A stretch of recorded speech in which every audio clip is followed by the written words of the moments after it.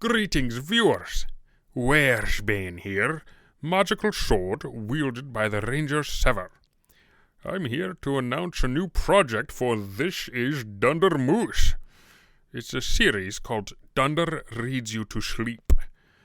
You see, Dunder realizes that not everyone is literate enough or has time enough to RTFM.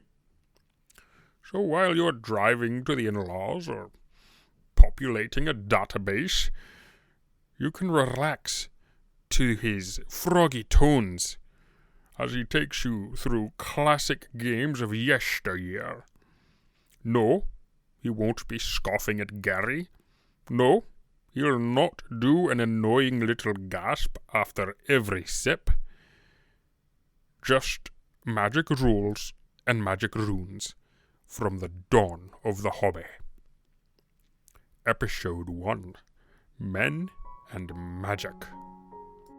Hello, ladies and gentlemen, this is Dunder Moose, and I'm going to be taking you through the first book in the Little Three of original Dungeons & Dragons. Let's begin. Dungeons & Dragons. Rules for fantastic medieval war games campaigns, playable with paper and pencil, and miniature figures. Gygax and Arneson. Men and Magic, Volume 1 of 3 booklets, published by Tactical Studies Rules. Dungeons & Dragons, Volume 1, Men and Magic, by Gary Gygax and Dave Arneson. Dedicated to all the fantasy wargamers who have enthusiastically played and expanded upon the chainmail fantasy rules. With thanks and gratitude. Here's something better. Special thanks to the Midwest Military Simulation Association, the Lake Geneva Tactical Studies Association, Rob Kuntz, and Tom Keogh in memoriam. Inquiries regarding rules should be accompanied by a stamped return envelope and sent to Tactical Studies Rules, P.O.B. 756, Lake Geneva, Wisconsin 53147. Illustrations by Keenan Powell, Greg Bell, C. Corey, D. Arneson, T. Keogh, and David Sutherland. Copyright 1974, Tactical Studies Rules. Introduction. This part's just the the index, the table of contents. I'm not going to read the table of contents. We're going to jump right in to the foreword. Forward. Once upon a time, long, long ago, there was a little group known as the Castle and Crusade Society. Their fantasy rules were published, and to this writer's knowledge, brought about much of the current interest in fantasy wargaming. For a time, the group grew and prospered, and Dave Arneson decided to begin a medieval fantasy campaign game for his active Twin Cities club. From the map of the Land of the Great Kingdom and environs, the territory of the C&C Society, Dave located a nice bog wherein to nest the weird enclave of Blackmoor, a spot between the Great Kingdom and the fearsome Egg of Coot. From the chainmail fantasy rules, he drew ideas for a far more complex and exciting game, and thus began a campaign which still thrives as of this writing. In due course, the news reached my ears, and the result is what you have in your hands at this moment. While the C&C Society is no longer, its spirit lives on, and we believe that all wargamers who are interested in the medieval period, not just fantasy buffs, will enjoy playing Dungeons & Dragons. Its possibilities go far beyond any previous offerings anywhere. While it is possible to play a single game, unrelated to any other game events past or future, it is the campaign for which these rules are designed. It is relatively simple to set up a fantasy campaign, and better still, it will cost almost nothing. In fact, you will not even need miniature figures, although their occasional employment is recommended for real spectacle when battles are fought. A quick glance at the equipment section of this booklet will reveal just how little is required. The most extensive requirement is time. The campaign referee will have to have sufficient time to meet the demands of his players. He will have to devote a number of hours to laying out the maps of his dungeons and upper terrain before the affair begins. The third booklet of this set will be of great help in this respect, for a number of helpful suggestions regarding how to accomplish it all have been given in order to help you accomplish the task with a minimum of time and effort. There should be no want of players, for there is unquestionably a fascination in this fantasy game, evidenced even by those who would not by any stretch of the imagination be termed ardent wargamers. The longevity of existing campaigns, notably Blackmoor in the Twin Cities and Greyhawk in Lake Geneva, and the demand for these rules from people outside these campaigns point towards a fantastic future. Tactical Studies Rules believes that all forms of wargaming, Tactical Studies Rules believes that of all forms of wargaming, fantasy will soon become the major contender for first place. The section of this booklet entitled Scope will provide an idea of just how many possibilities are inherent in Dungeons & Dragons. These rules are strictly fantasy. Those wargamers who lack imagination, those who don't care for Burroughs' Martian adventures where John Carter is groping through black pits, who feel no thrill upon reading Howard's Conan saga, who do not enjoy the DeCamp and Pratt fantasies, or Fritz Lieber's Fafhrd and the Grey Mouser pitting their swords against evil sorceries, will not be likely to find Dungeons & Dragons to their taste. But those whose imaginations know no bounds will find that these rules are the answer to their prayers. With this last bit of advice, we invite you to read on and enjoy a world where the fantastic is fact and magic really works. E. Gary Gygax, Tactical Studies Rules Editor, 1st November 1973, Lake Geneva, Wisconsin. Introduction. These rules are as complete as possible within the limitations imposed by the space of 3 booklets. That is, they cover the major aspects of fantasy campaigns, but still remain flexible. As with any other set of miniatures rules, they are guidelines to follow in designing your own fantastic medieval campaign. They provide the framework around which you will build a game of simplicity or tremendous complexity. Your time and imagination are about the only limiting factors, and the fact that you have purchased these rules tends to indicate that there is no lack of imagination. The fascination of the game will tend to make participants find more and more time.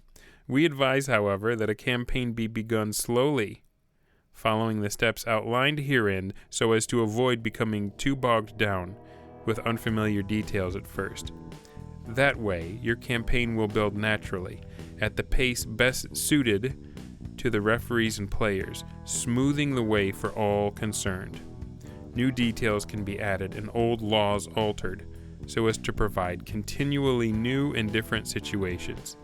In addition, the players themselves will interact in such a way as to make the campaign variable and unique, and this is quite desirable. If you are a player purchasing the Dungeons & Dragons rules in order to improve your situation in an existing campaign, you will find that there is a great advantage in knowing what is herein. If your referee has made changes in the rules and/or tables, simply note them in pencil, for who knows when some flux of the cosmos will make things shift once again. And keep the rules nearby as you play. A quick check of some rule or table may bring hidden treasure or save your game life. Men and Magic, Volume 1, details what characters can be played, potentials, limitations, and various magical spells. Monsters and Treasure, Volume 2, describes the beasts and creatures which will be encountered, as well as the kind and amount of treasure they are likely to guard, including magical items. Finally, the Underworld and Wilderness Adventures, Volume 3, tells how to set up and actually play the campaign. It is presented last in order to allow the reader to gain the perspective necessary, the understanding of the two preceding booklets. Read through the entire work in the order presented before you attempt to play. Scope. With the various equipage listed in the following section, Dungeons & Dragons will provide a basically complete, nearly endless campaign of all levels of fantastic medieval wargame play. Actually, the scope need not be restricted to the medieval. It can stretch from the prehistoric to the imagined future. But such expansion is recommended only at such time as the possibilities in the medieval aspect have been thoroughly explored. The use of paper, pencil, and map boards are standard. Miniature figures can be added if the players have them available and so desire, but miniatures are not required, only aesthetically pleasing. Similarly, unit counters can be employed, with or without figures, although by themselves the bits of cardboard lack the eye appeal of the varied and brightly painted miniature figures. Age level, 12 years and up. Number of players, at least one referee. And from 4 to 50 players can be handled in any single campaign. But the referee to player ratio should be about 1 to 20, or thereabouts. Recommended equipment. Dungeons & Dragons, you have it. Outdoor survival. Available from your hobby dealer or directly from Avalon Hill Company, 4517 Harford Road, Baltimore, Maryland, 21214. Dice. The following different kinds of dice are available from TSR. 1 pair 4-sided dice, 1 pair 20-sided dice, 1 pair 8-sided dice, 1 pair 12-sided dice, 4 to 20 pairs 6-sided dice. Chainmail. Miniature rules. Latest edition. Available from your hobby dealer or directly from TSR Hobbies, POB 756, Lake Geneva, Wisconsin 53147. 1 3-ring notebook, referee and each player. Graph paper, 6 lines per inch is best. Sheet protectors, heaviest possible. 3-ring lined paper. Drafting equipment and colored pencils. Scratch paper and pencils. Imagination. 1 patient referee. Players. Preparation for the campaign. The referee bears the entire burden here, but if care and thought are used, the reward will more than repay him.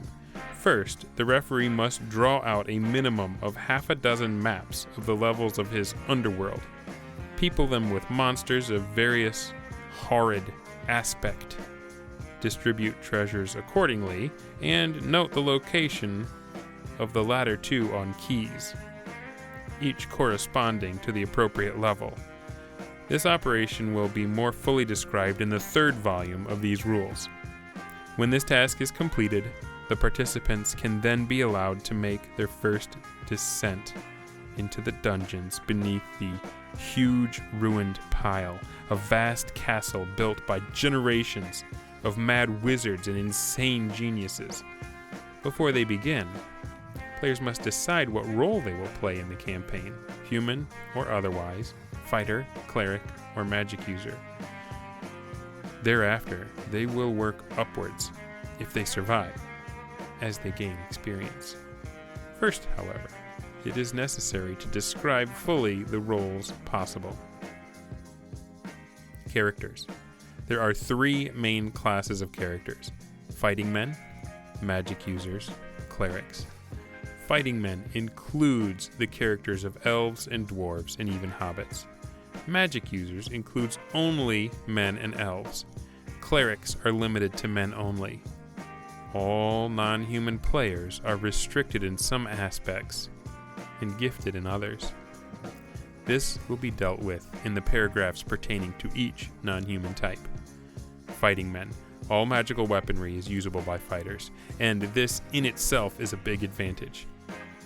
In addition, they gain the advantage of more hit dice, the score of which determines how many points of damage can be taken before a character is killed.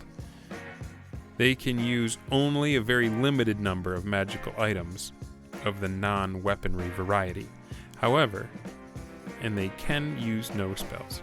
Let me do that one again, that one's weird. Sorry. They can use only a very limited number of magical items of the non-weaponry variety, however, and they can use no spells. Top-level fighters, lords and above, who build castles are considered barons, and as such, they may invest in their holdings in order to increase their income. See the investment section of Volume 3. Base income for a baron is a tax rate of 10 gold pieces per inhabitant of the barony per game year. Magic users. Top-level magic users are perhaps the most powerful characters in the game, but it is a long, hard road to the top. And to begin with, they are weak, so survival is often the question, unless fighters protect the low-level magical types until they've worked up. The whole plethora of enchanted items lies at the magic user's beck and call, save the arms and armor of the fighters. See, however, elves. Magic users may arm themselves with daggers only. Wizards and above may manufacture for their own use, or for sale, such items as potions, scrolls, and just about anything else magical. Costs are commensurate with the value of the item, as is the amount of game time required to enchant it. Examples of costs are, and here we have a table with first column is item and the second column is cost. So I'll just go down the items. Scroll of spells. 100 gold pieces per spell level per week.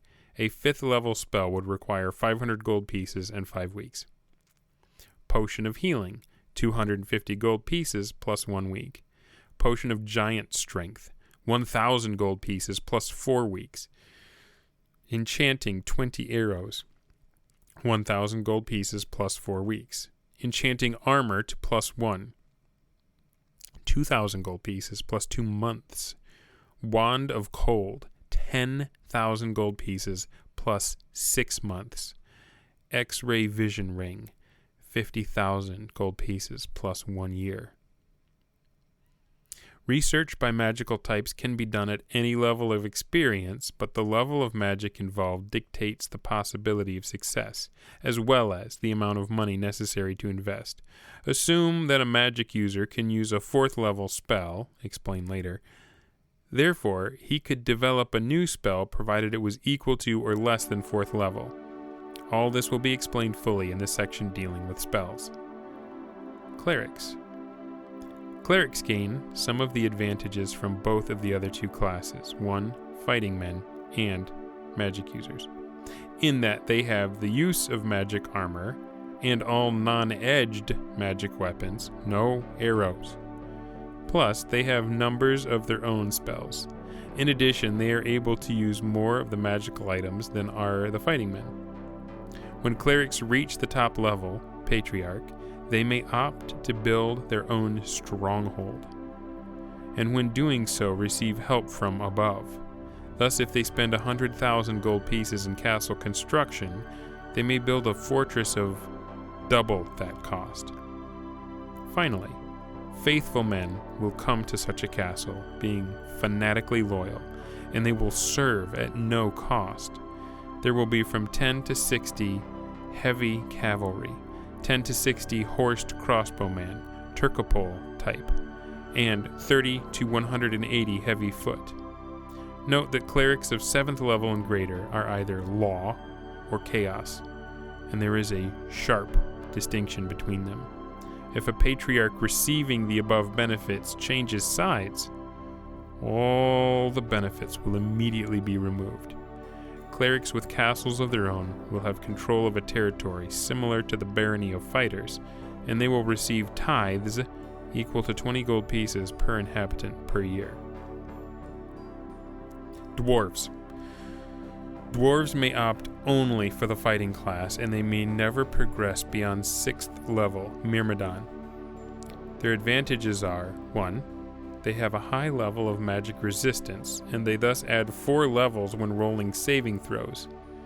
A 6th level dwarf equals a 10th level human. 2. They are the only characters able to fully employ the +3 magic warhammer, explained in Volume 2. 3. They note slanting passages, traps, shifting walls, and new construction in underground settings. And 4. They are able to speak the languages of gnomes, kobolds, and goblins, in addition to the usual tongues. See languages in this volume. Elves.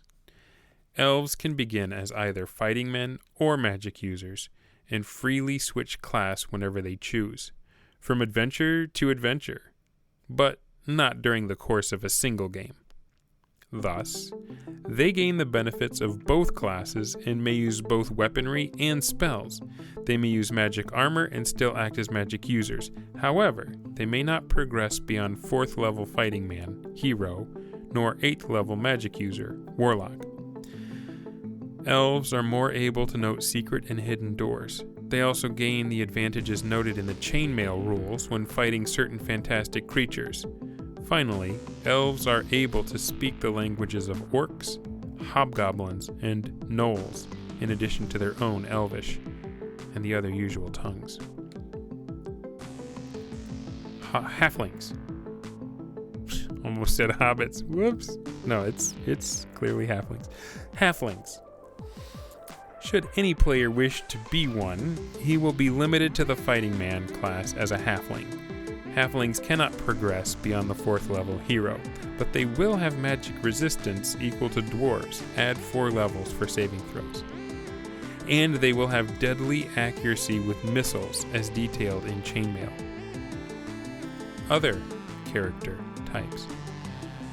There is no reason that players cannot be allowed to play as virtually anything, provided they begin relatively weak and work up to the top, i.e., a player wishing to be a dragon would have to begin as, let us say, a young one, and progress upwards in the usual manner, steps being predetermined by the campaign referee.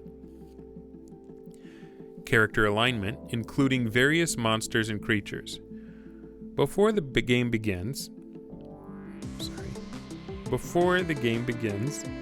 it is not only necessary to select a role, but it is also necessary to determine what stance the character will take: law, neutrality, or chaos.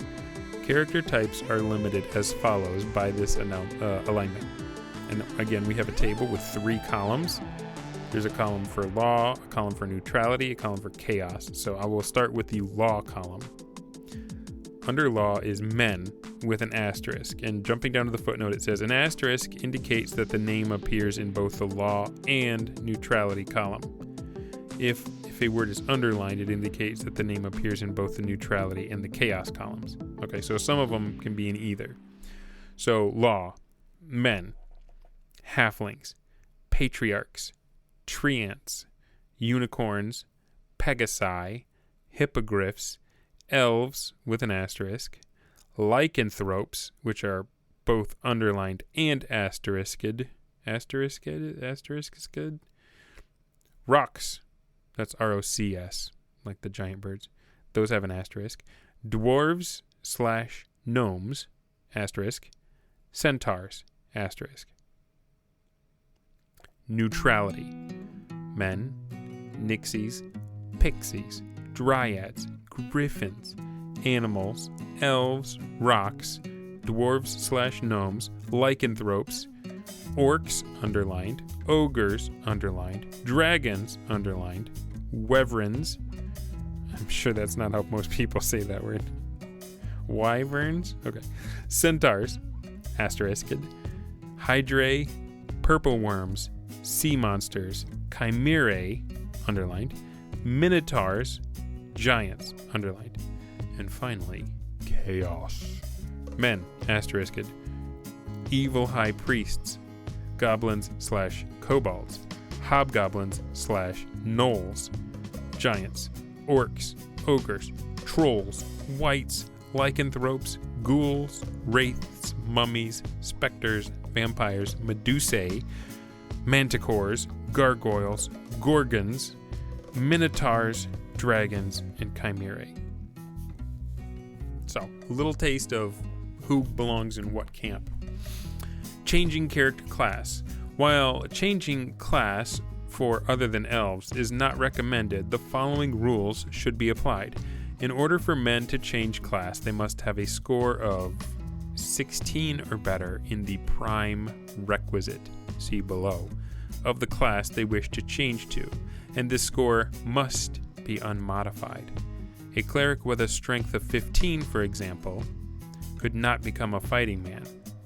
In any event, magic users cannot become clerics, and vice versa. Determination of abilities. Prior to the character selection by players, it is necessary for the referee to roll 3 six-sided dice in order to rate each as to various abilities, and thus aid them in selecting a role. Categories of ability are strength, intelligence, wisdom, constitution, dexterity, and charisma. Each player notes his appropriate scores, obtains a similar roll of 3 dice to determine the number of gold pieces, dice score times 10, he starts with, and then opts for a roll. A sample of the record of a character appears like this. Name, Xylarthen.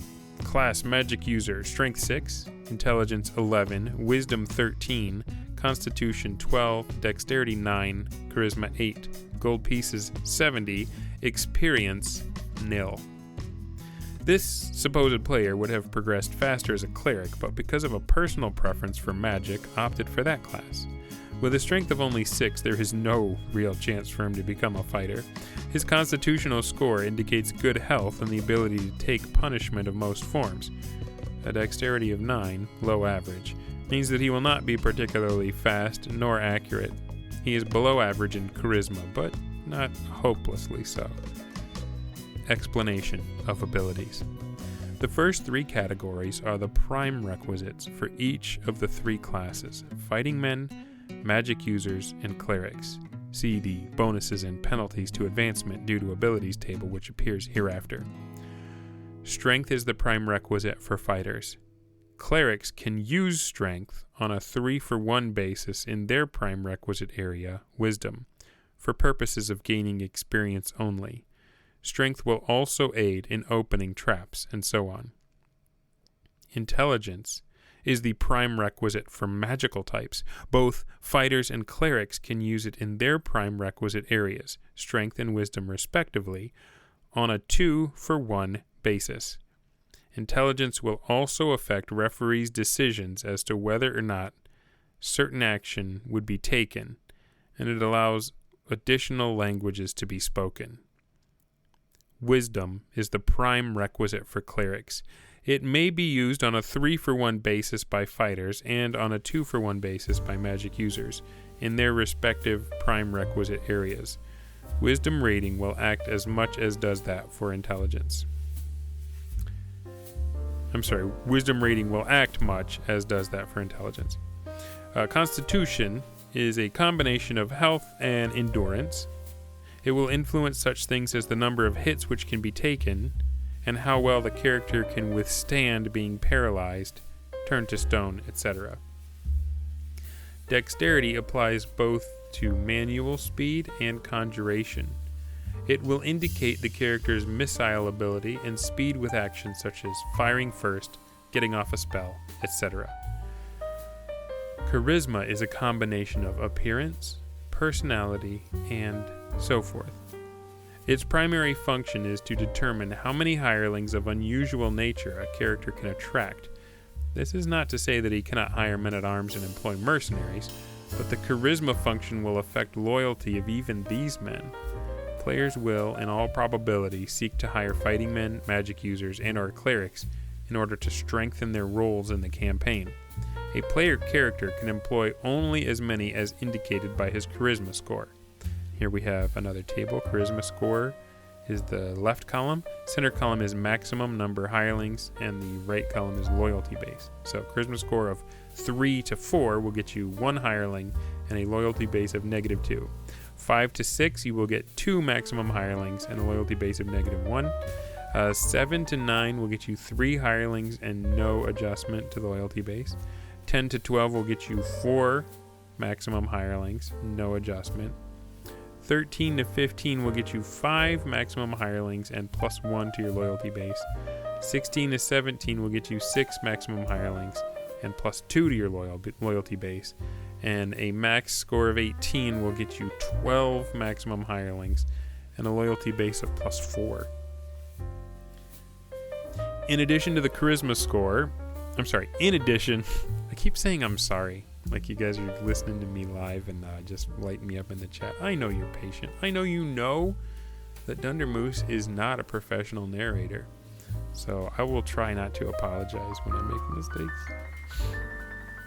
Anywho, in addition, the charisma score is usable to decide such things as whether or not a witch capturing a player will turn him into a swine or keep him enchanted as a lover.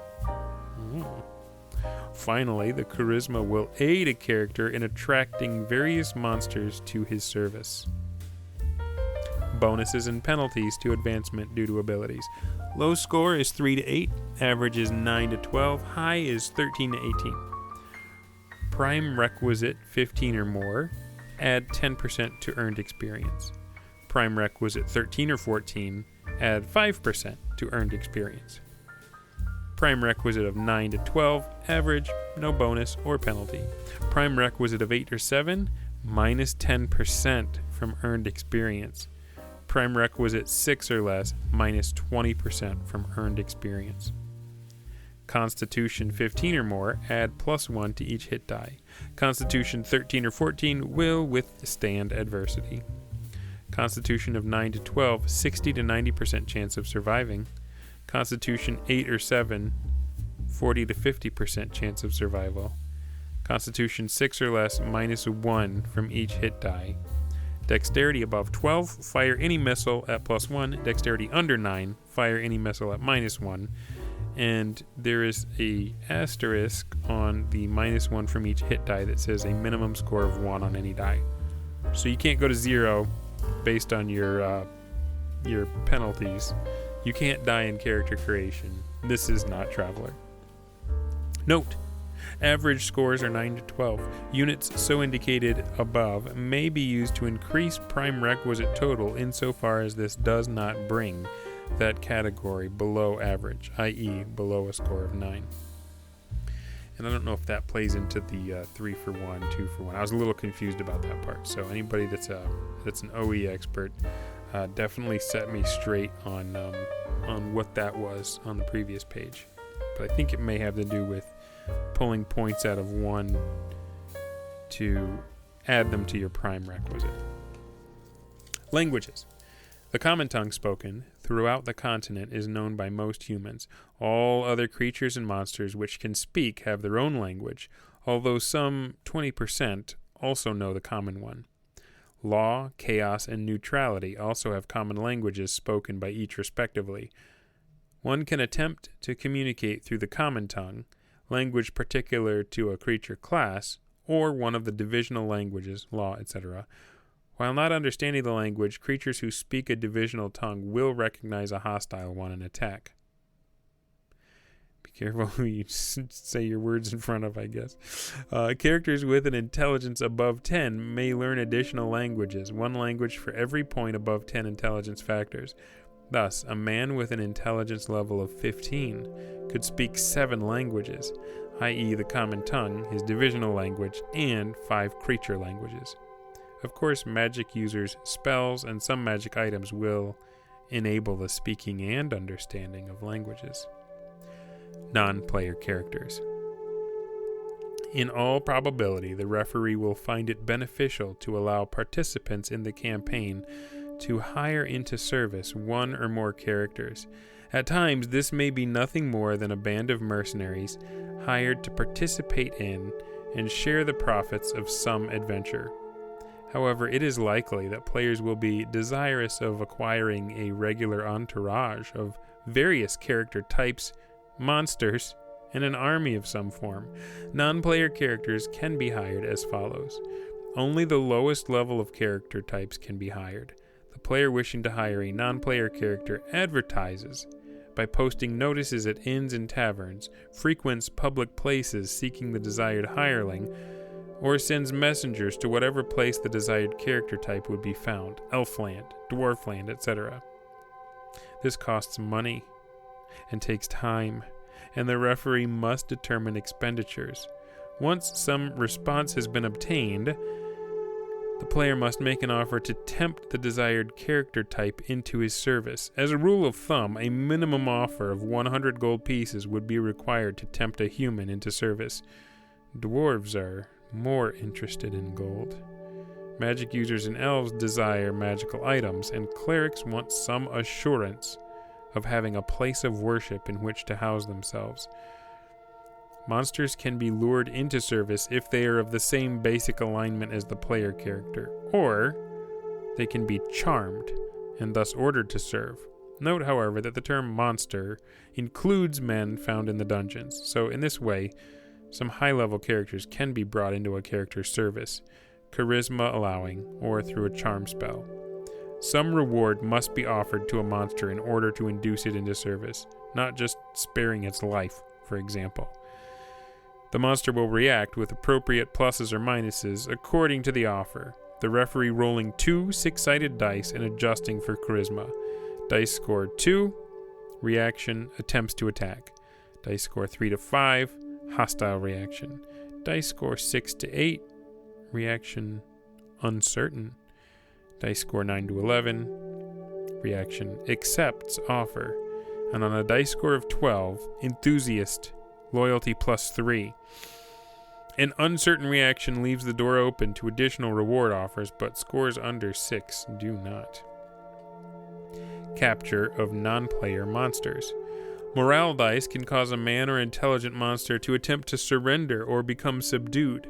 When this happens, an offer of service can be made, assuming that communication is possible, as outlined above.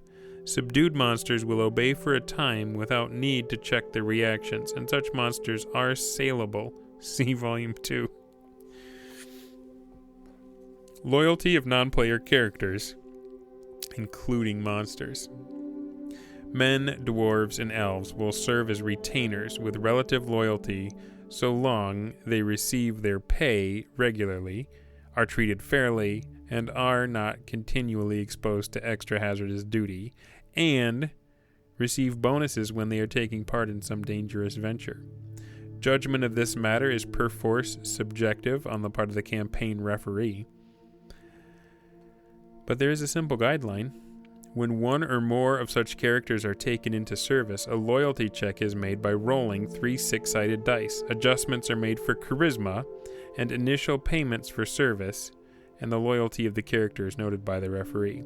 The player will not have any knowledge of what is without some method of reading minds. Will not have any knowledge of what it is without some method of reading minds. So we have another table. Loyalty score is the left column, the right column is morale. 3 or less will desert at first opportunity. 4 to 6, -2 on morale dice. 7 to 8, -1 on morale dice. 9 to 12, average morale dice. 13 to 14, +1 on morale dice. 15 to 18, +2 on morale dice. 19 and above need never check morale. Non-player characters and men-at-arms will have to make morale checks using the above reaction table or chainmail whenever a highly dangerous or unnerving situation arises. Poor morale will mean that those in question will not perform as expected. Periodic rechecks of loyalty should be made. Length of service, rewards, etc. will bring additional pluses. Poor treatment will bring minuses. Relatives. The referee may allow players to designate one relative of his character to inherit his possessions if for any reason the participant unexpectedly disappears, with or without death being positively established, for a period of 1 game month, let us say. At this time, the relative would inherit the estate of the character, paying a 10% tax on all goods and monies. All those estate tax will kill you, man. The relative must start at the lowest level of the class he opts for, but he will have the advantage of the inheritance. If the character returns, he takes possession of his estate once more, referee's option as to willingness of the relative to give it up, but must pay an additional 10% tax in order to regain his own. Optionally, the relative may be allowed to stay on as a non-player character in the service of the player character. Loyalty of the relative in such a circumstance would be at a penalty from 0 to -6, and he would possibly intrigue to regain control. How interesting. Characters without a relative will lose all their possessions should they disappear and not return before whatever period is designated as establishing death.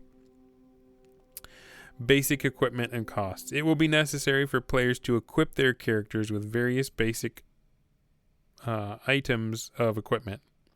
Selection of items is strictly up to the players, and gold pieces are taken away accordingly. Players may sell to one another, of course, and then gold pieces would be transferred. So here we have a list of an item and its cost. I'll just try to get through it quickly because I know lists are a little boring to listen to. A dagger costs 3 gold pieces, hand axe 3, mace 5, sword 10, battle axe 7, morning star 6, flail 8, spear 1, polearm 7, halberd 7, two-handed sword 15, lance 4, pike 5, short bow 25, long bow 40. Hang on a second. Okay, gotcha. Short bow 25, long bow 40, composite bow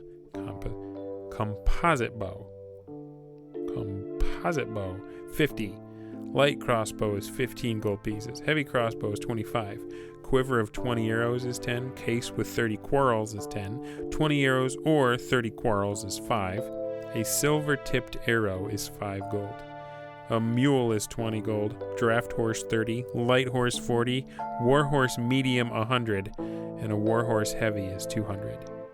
Saddle 25, saddlebags 10, cart 100, wagon 200, raft is 40, a small boat is 100, a small merchant ship is 5,000, a large merchant ship is 2,000, a small galley is 1,000, a large galley is 3,000.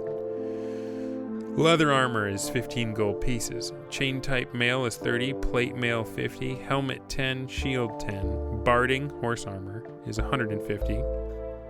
50 feet of rope is 1 gold piece, a 10-foot pole is 1, 12 iron spikes is 1, a small sack is 1, a large sack is 2, leather backpack is 5, a water or wine skin is 1, 6 torches are 1, a lantern is 10, a flask of oil is 2, 3 stakes and mallet is 3 gold pieces, a steel mirror is 5, a silver mirror small is 15, wooden cross is 2, a silver cross is 25 gold pieces, holy water per vial is 25 pieces. A bunch of wolf's bane is 10. A bunch of belladonna is 10. A garlic bud is 5. A quart of wine is 1. Iron rations for dungeon expeditions for 1 person for 1 week is 15. Standard rations for 1 person for 1 week is 5. Other items cost may be calculated by comparing to similar items listed above. So now we get into weight, the weight which can be carried. Weight of a man is 1,750, so this is in gold pieces, I'm guessing. A load in gold pieces equal to light foot movement of 12 inches is 750. Load in gold pieces equal to heavy foot movement is 1,000. Load in gold pieces equal to armored foot movement is 1,500. And these are the classifications you see in chainmail. Light foot, heavy foot, armored foot. A leather armor or saddle is 250 gold pieces. 250 gold pieces in weight. Chain type armor is 500. Plate mail or horse armor is 750. A helmet is 50. A shield is 150. Pole arms or a halberd or a pike or a two-handed sword are each 150. Morning star, flail, battle axe each are 100. Sword, mace, hand axe, bow, and arrows are each 50. A dagger is 20. Miscellaneous equipment, rope, spikes, bags, etc. is 80. And maximum load per person at half normal movement is 3,000. So So that's, you top out and you're going to be moving at half speed if you're at up to 3,000 gold pieces worth of load. Example, employing encumbrance. A character equips himself with the following: plate armor, which is 750, helmet 50, shield 150, flail 100, bow, quiver, and 20 arrows at 50, dagger at 20, and miscellaneous equipment at 80, so that gives him a total of 1,200 weight. The character would move at the speed of an armored footman, which is 6 inches per turn. He could pick up an additional 300 gold pieces weight of treasure and incur no movement penalty. Weight over 1,500 would incur the penalty of half speed noted above, although equipment could be discarded in order to avoid this penalty. Like, you just take your breastplate off and turn your helmet upside down and scoop the gold into it. Weight and equivalence. 1 coin, whether copper, silver, or gold, is 1. 1 small sack holds 50. 1 large sack or backpack holds 300. 1 scroll or piece of jewelry, 20. 1 potion or wineskin, 30. 1 flagon or chalice is 50. 1 wand with case is 100. 1 staff with case is 300. 1 gem is 1. I'm going to go a couple more pages and then probably end it for this session, and then we'll pick it up part 2 in episode 2 whenever I get around to recording these again. So levels and number of experience points necessary to attain them. Fighting men. A veteran is 0, a warrior is 2,000, a swordsman is 4,000. A hero, which is the highest level for an elf, is 8,000 experience. Swashbuckler is 16,000. Myrmidon is 32,000, and that's the highest level a dwarf can attain. A champion is 6,400. A superhero is, that's 64,000. A superhero is 120,000, and a lord is 240,000. So for the magic users, we start off with a medium at 0, a seer at 2,500, a conjurer at 5,000, a theurgist at 1,000, a thaumaturgist at 2,000, a magician at 35,000, an enchanter at 50,000, a warlock at 75,000, a sorcerer at 100,000, a necromancer at 200,000, and a wizard at 300,000. So that one goes up to the highest level. Clerics start off at 0 with an acolyte. An adept is 1,500. A village priest is 3,000. A vicar is 6,000. A curate is 12,000. A bishop is 25,000. A lama is 50,000. And a patriarch is 100,000. So the next table is statistics regarding the classes, and it carries over from page 17 to the top of page 18. So I'm at the middle of the book. I think we'll go ahead and stop here. In the comments below, let me know if there were any surprises for you in the first half of the first version of Dungeons and Dragons. Things that stood out, stuff I'm thinking about are, for example, in the very beginning, we see examples of other character types, and people say, I want to play the monster, and it's like, okay, you can be a dragon, but you're starting with a young one. I thought that was very interesting.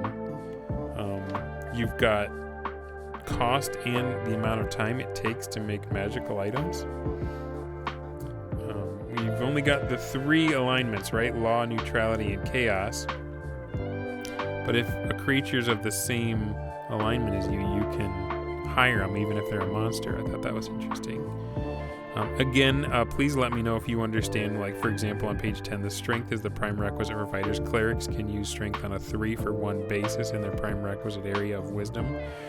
For purposes of gaining experience only, strength will also aid in opening traps or so on. So are they saying that if you have, let's say you're a 15 wisdom, but your strength is high enough that you could add 3 for 1, you could get it over the 16 and get the extra 10%? So if somebody knows what this part means, please let me know. But that was interesting to me.